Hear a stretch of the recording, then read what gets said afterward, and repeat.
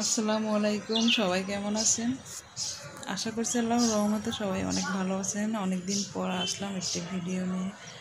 তো আমি আজকে লাউ শাক রান্না করে দেখাবো। আমি যেভাবে রান্না করি এটা আমার কাছে খুবই ভালো লাগে। এটা আমার মায়ের রেসিপি। আমি প্রথমে মশলার সাথে মাছ দিয়ে দিয়েছি, মাছগুলো ভেঙে দিয়েছি, মাছের পেটের টুকরা, আলু দিয়েছি সেই সাথে।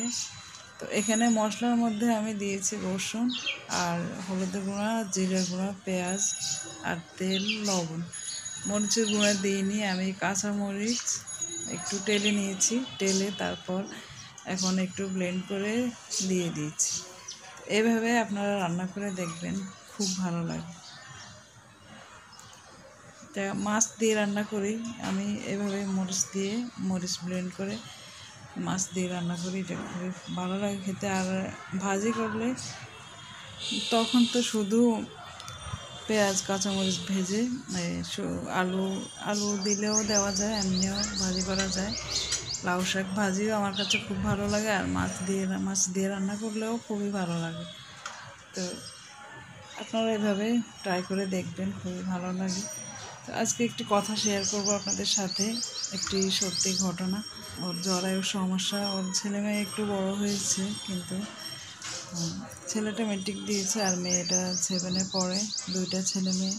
এখন ওর জরায়ুর সমস্যা, ডাক্তার বলছে ওর বয়স কম, এখন অপারেশন করা যাবে না, কিন্তু ওর কষ্ট হচ্ছে।